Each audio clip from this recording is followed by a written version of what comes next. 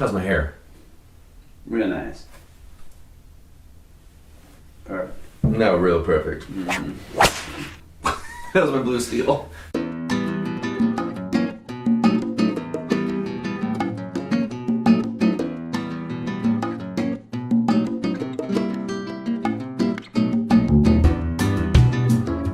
Let's drink some wine. Hi everyone. I'm Brian Hinchberger. And I'm Paul Hinchberger. We're the Wine Brothers.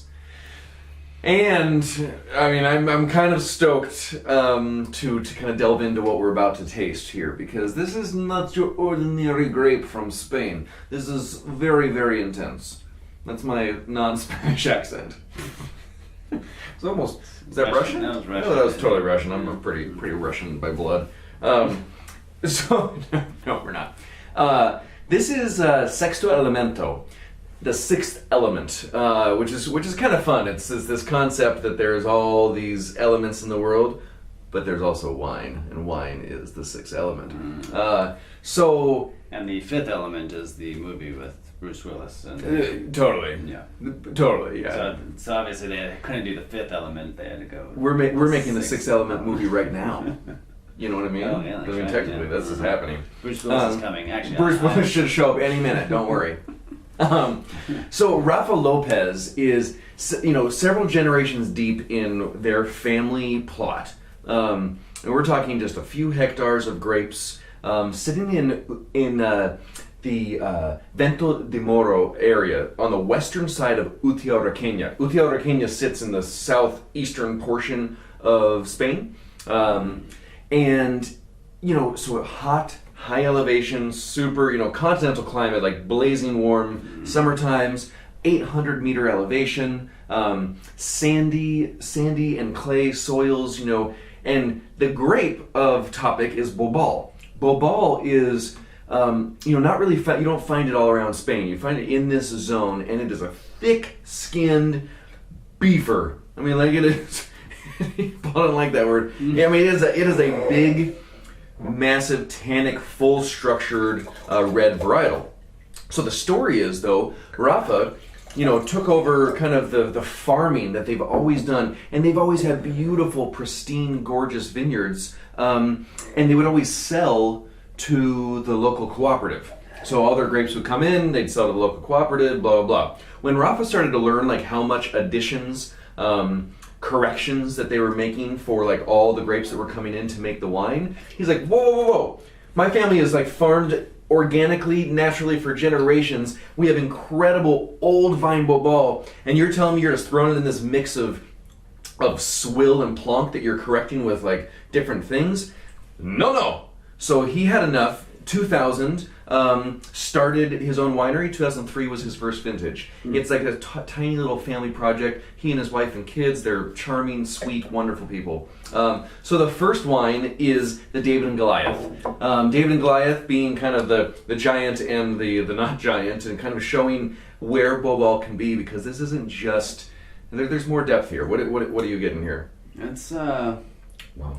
It's tasty. I mean, it's dense and concentrated, but not overly tannic by any means. It's very drinkable and smooth, or soft in a way. That's nice, but really dark fruits and. Yeah, you're right. The tann's in check. Yeah. The acid is right there with it. It's very balanced. So these are 60-year-old vines. So the youngest vines of the estate are 60-year-old vines. Goes into new and used French and American barrels for a year. The thing is, Rafa is completely natural. So we're talking the grapes come in, old school basket press, goes into barrel, fermentation begins. Sometimes his ferments take up to 11 months to finish. No sulfites whatsoever, really clean winemaking practices, making extremely gorgeous, cool wine. Delicious. Isn't that fun? I mean, and then natural to the point of not even using glue for his labels. I know, isn't this packaging amazing? On. He ties on with twine. Move it around each label. Well, it's nice and tight. This one's nice and tight. So he basically makes these three wines based on the vineyard age. So this little plot is about 75 years old. It's called, this is the flagship. This is the Sexto Elemento, the sixth element wine. You have the David and Goliath up through the Respeto. But what's awesome is these labels are also hand numbered. You know, in fact, this David and Goliath was bottle 1,166 of 1,500 bottles. That's it. But this is the main production. At a whopping 7,000 bottles, we're on bottle 6,664, which is awesome. And then 300 bottles, one barrel, one single barrel. That's amazing. Which is amazing. So talk to me about, like, kind of where are we at? Or is this bigger? Is it more intense? Where? I would say it's actually a little lighter on its feet than this one. This one's just like has the concentration. This one has concentration, but has a lot more lift to it. Oh man, that fruit is dynamite. This is so this is new barrels, French and American, versus the used barrel. God, the juice is phenomenal. The brambly dark fruit with this kind of rich undergrowth of of intense soil. Wow. God, it's good. But you're right. It is lit. It is light on its feet. It's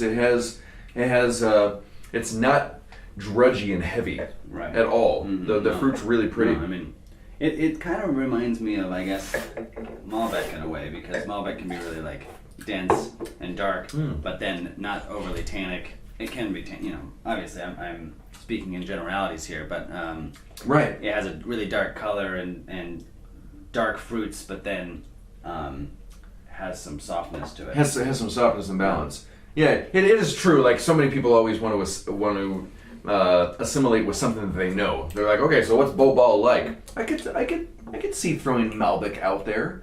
You know, it's a little darker skin, a little thicker skin. I'm not talking about Argentinian Malbec, because more French. Yeah, or American Malbec. Yeah. Mainly because not that I don't like Argentinian Malbec, but it tends to be oakier. Like, it has oaky presence to it, whereas these they're the oak is that oak is completely integrated. It's pretty cool.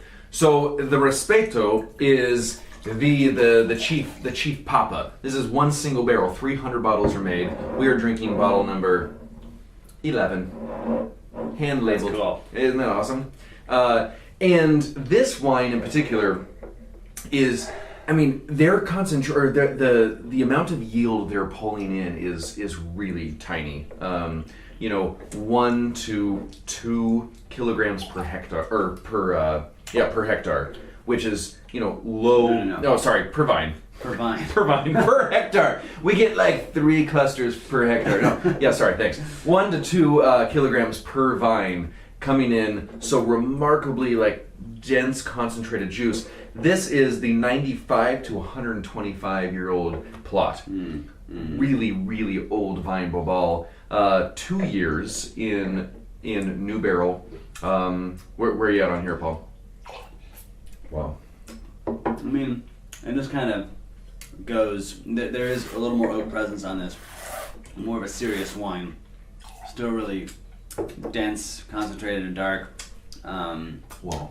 But a lot more complexity in that earthy minerality, old vine characteristics.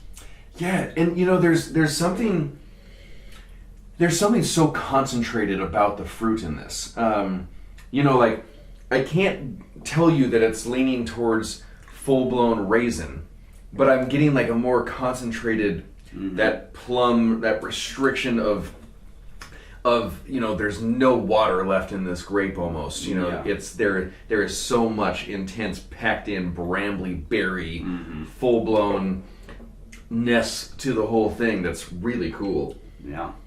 Wow. It's amazing, to drink one single bottle from 300 made in 1 year. Yeah, that's great. Tiny densities, tiny production. This family is just doing, I think, gorgeous things. They're absolutely lovely, and they're doing everything completely naturally. Like Paul mentioned, this is handwork love right here on the bottle. And when you take these labels off, you can you can actually, in fact, where's the one? Oh yeah. Check this out. This particular bottle, you open up here and there's all sorts of information in underneath the labels. You can learn all about it. You know, they win awards, whatever it might be. But Sexto Elemento down in Utiel Requena, southeastern Spain, doing kind of just wild, random, like cool, big wine, but with a lot of elegance and kind of drive and purity through all these. Find these. They're small production. They're super small, but they're gorgeous. They're absolutely delicious. Definitely. Rafa's doing some good work. So For sure. enjoy. Cheers.